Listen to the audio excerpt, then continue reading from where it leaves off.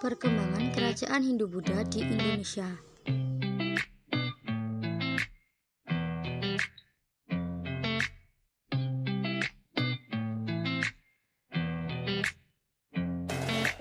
Perkenalkan, nama saya Tifinasari, kelas 10-3, absen 8. Perkenalkan, nama saya Novania Eka Safitri, kelas 10-3, nomor absen 27.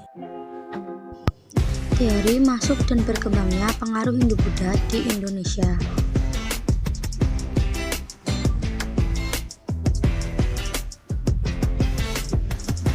Teori Ksatria. Menurut teori ini, agama dan kebudayaan Hindu-Buddha dibawa oleh kaum ksatria yang melakukan ekspedisi militer ke Indonesia. 2. Teori Vaishya. Menurut teori ini, agama Hindu-Buddha dibawa oleh para pedagang India ke Indonesia. 3. Teori Brahmana. Menurut teori ini, agama Hindu-Buddha dibawa oleh kaum Brahmana yang datang ke Indonesia atas undangan para penguasa di Indonesia. 4. Teori arus balik. Menurut teori ini, agama Hindu-Buddha dibawa oleh orang Indonesia yang pergi belajar ke India dan ketika kembali ke India, mereka menyebarkan agama Hindu-Buddha ke Indonesia.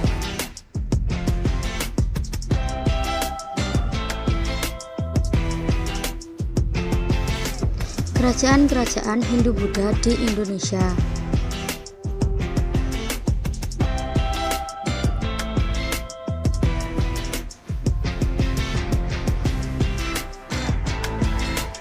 Kerajaan Kutai. Raja paling terkenal di Kerajaan Kutai adalah Raja Mulawarman. Kerajaan Kutai merupakan kerajaan bercorak Hindu. Kerajaan Kutai terletak di tepi Sungai Mahakam, Kalimantan Timur. Kehidupan ekonomi. Masyarakat Kerajaan Kutai melakukan kegiatan pertanian dan perdagangan. Kehidupan politik. Raja pertamanya adalah Kudungga yang awalnya kepala suku, kemudian diangkat menjadi raja. Kemudian digantikan oleh Raja Aswawarman yang merupakan putra Kudungga. Pada masa ini, kekuasaan Kutai diperluas. Setelah Aswawarman wafat, digantikan oleh Raja Mulawarman, putra Aswawarman. Pada masa ini merupakan masa keemasan Kerajaan Kutai. Sumber sejarah Kerajaan Kutai berupa 7 tiang batu yang disebut yupa. Tiang batu atau yupa tersebut dikeluarkan oleh Mulawarman dengan huruf Pallawa dan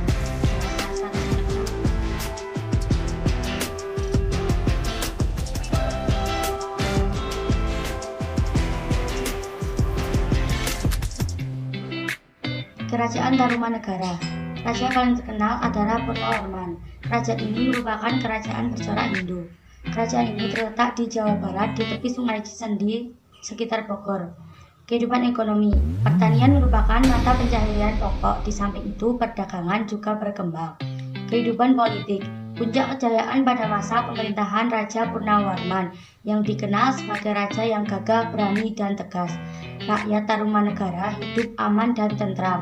Sumber sejarah Kerajaan Tarumanegara adalah Prasasti Tugu, Prasasti Kebun Kopi, Prasasti Cianteun, Prasasti Lebak, Prasasti Muara Cianten, Prasasti Jambu, Prasasti Pasir Awi, Arca-arca, dan juga berita asing.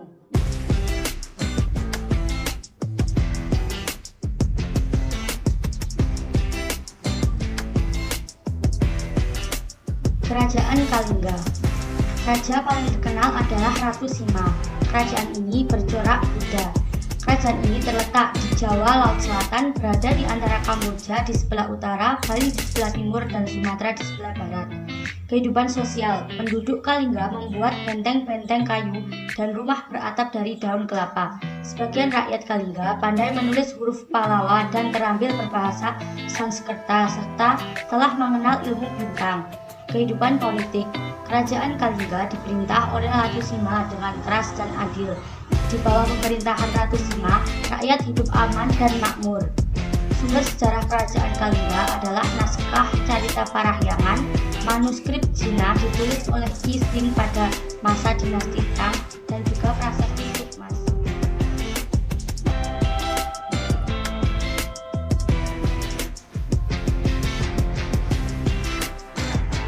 Kerajaan Sriwijaya. Raja paling terkenal adalah para putra dewa. Kerajaan ini bercorak Hindu.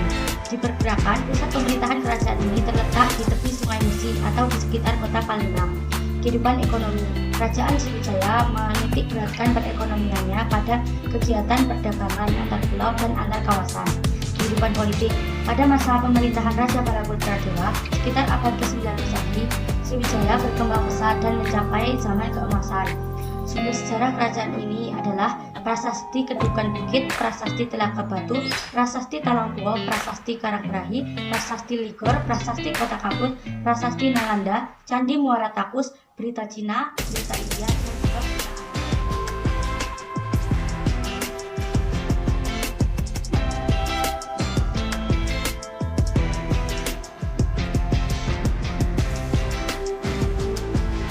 Kerajaan Mataram kuno. Kerajaan ini terletak di pedalaman Jawa yang disebut Bumi Mataram. Kerajaan ini dibagi menjadi dua dinasti, yaitu dinasti Sanjaya dan dinasti Shailendra. Dinasti Sanjaya bercorak Hindu. Kehidupan politik dinasti Sanjaya didirikan oleh Raja Sanjaya. Raja terbesar yaitu Sri Maharaja Rakai Pikatan. Pada masa pemerintahannya, kerajaan Mataram kuno mencapai masa kejayaan dan rakyat hidup makmur.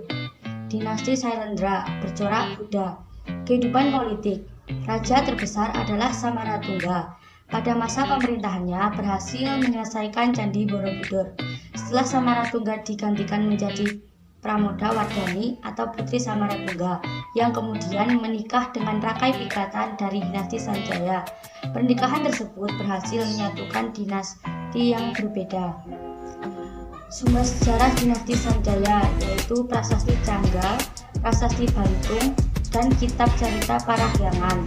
Sumber sejarah dinasti Shailendra adalah Prasasti Kalasan, Prasasti Nalanda, Prasasti Kelurak, dan Prasasti Nagara.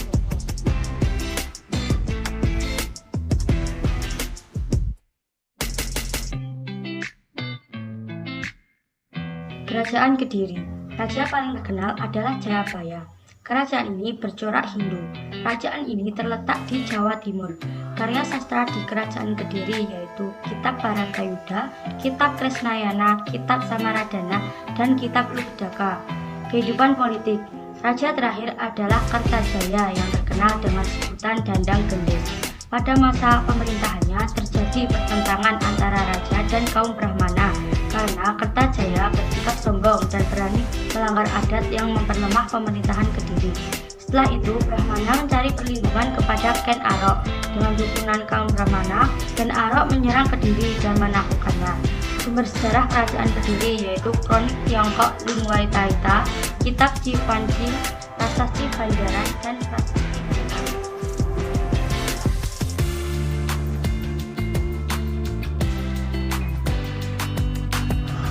Kerajaan Singosari.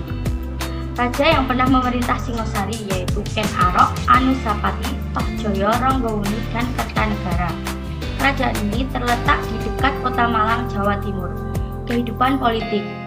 Untuk memperkuat politik luar negerinya, Kertanegara menjalin hubungan dengan kerajaan-kerajaan lain di luar Kepulauan Indonesia, seperti dengan Jaya Singawarman III dari Kerajaan Campa, bahkan salah seorang saudara perempuan dari Kertanegara diperistri oleh Jaya Singawarman III.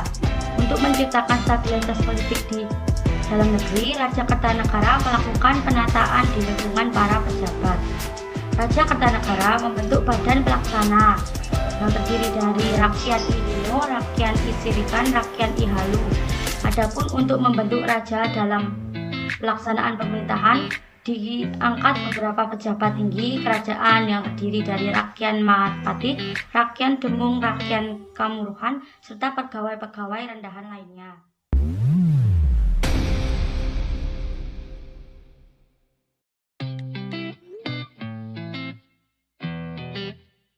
Kerajaan Majapahit. Raja paling terkenal adalah Raja Hayam-Wuruk. Letak kerajaan ini yaitu di Jawa Timur dan berkembang menjadi seluruh wilayah Indonesia. Kehidupan sosial. Kehidupan sosial masyarakat Kerajaan Majapahit cukup baik. Pemerintah sangat memperhatikan kepentingan rakyat, keamanan terjamin, dan hukum dijalankan dengan tidak pandang bulu. Kehidupan ekonomi. Kehidupan ekonomi Majapahit menitik beratkan pada bidang pertanian, pelayaran, dan perdagangan. Sumber sejarah kerajaan Majapahit yaitu Prasasti Butak, Prasasti Pudadu, Kidung Harsawijaya dan Kidung Panjiwijayakrama, Kitab Pararaton, Kitab Negara Kertagama, dan Berita Api.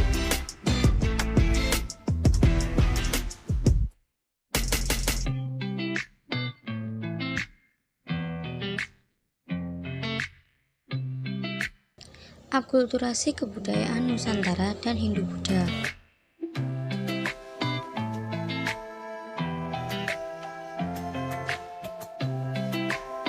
Pengaruh Hindu-Buddha di Indonesia. Periode awal abad ke-5 sampai abad ke-11 Masehi. Pada periode ini, unsur budaya Hindu-Buddha lebih kuat dan lebih menonjol daripada unsur kebudayaan asli Indonesia. Periode tengah abad ke-11 sampai abad ke-16 Masehi. Pada periode ini, unsur Hindu-Buddha dan Indonesia berimbangan. Hal tersebut disebabkan unsur Hindu-Buddha melemah dan unsur Indonesia menguat. Yang ketiga, periode akhir, yaitu abad ke-16 sampai sekarang. Pada periode ini, unsur Indonesia lebih kuat dibandingkan dengan periode sebelumnya.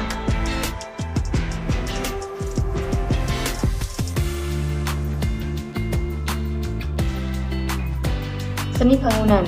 Bagian candi ada Burloka, Burvaloka, dan Swarloka. Burloka merupakan bagian bawah candi yang melambangkan kehidupan dunia fana. 2. Burvaloka merupakan bagian candi yang melambangkan tahap pembersihan dan pemurnian jiwa. 3. Swarloka merupakan melambangkan tempat para dewa atau jiwa yang telah disucikan. Yang kedua ada bagian stupa, yaitu ada Anda, yantra, dan cakra. Anda melambangkan dunia bawah tempat manusia yang masih dikuasai hawa nafsu. 2. Yantra merupakan suatu tempat atau benda untuk memusatkan pikiran saat bermeditasi. Dan ketiga ada cakra, yaitu melambangkan nirwana.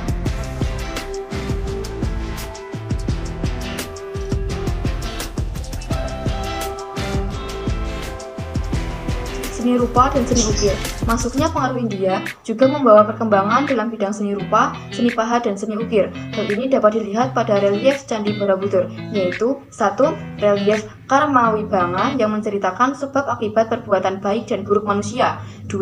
Relief Lalita Vistara yang menceritakan riwayat Sang Buddha Gautama sejak lahir sampai khotbah pertama di Taman Rusa. 3. Relief Jatakamala Awadana, yaitu kumpulan sajak yang menceritakan perbuatan Sang Buddha Gautama dan para Bodhisatwa semasa hidupnya. Dan yang keempat, relief Gandawiyuha Bradacari yang menceritakan usaha Sudana mencari ilmu yang tinggi sampai Sudana bersumpah mengikuti Bodhisatwa Samantabhadra.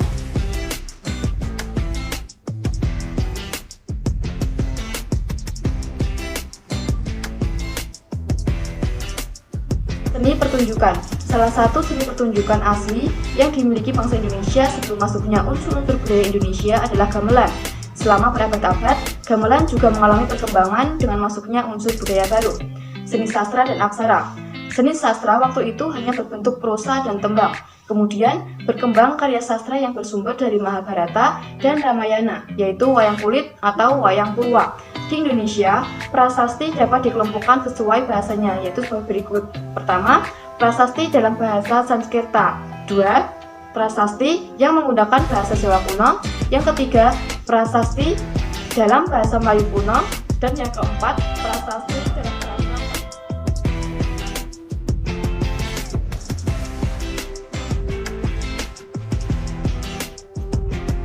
Sistem kepercayaan.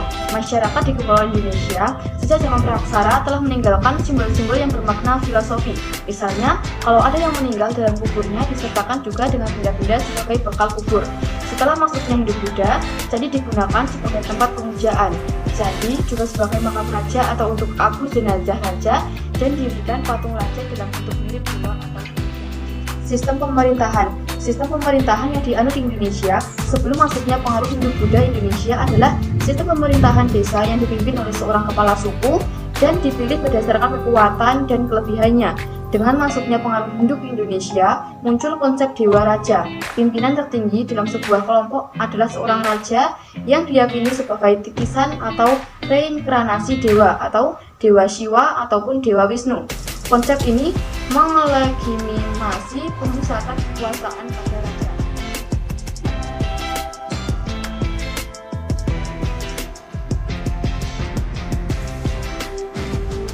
Arsitektur. Selain bangunan, seni rupa dan seni ukir, seni pertunjukan, seni sastra dan aksara, sistem kepercayaan, serta sistem pemerintahan, bentuk akulturasi yang lain adalah arsitektur. Pada bangunan-bangunan keagamaan, pada masa Hindu, bangunan keagamaan berupa candi atau arca sangat dikenal. Hal ini dapat dilihat pada bangunan sakral peninggalan Hindu seperti di Candi Gedong Songo. Sistem penanggalan. Di Indonesia, penanggalan kalender Saka dimodifikasi dengan unsur-unsur penanggalan lokal, terutama di Jawa dan Bali, seperti penanggalan Candra Sangkala atau kronogram dalam memperingati sebuah peristiwa. Candra Sangkala adalah tanda atau penulisan tahun dalam bentuk sandi atau perlambang, yang biasa diwujudkan dalam bentuk untaian kalimat agar mudah diingat. Berbagai peristiwa yang diberi sangkalan bermacam-macam seperti berdirinya sebuah kerajaan, runtuhnya kerajaan, meninggalnya raja dan suatu kerajaan, dan tahun pembuatan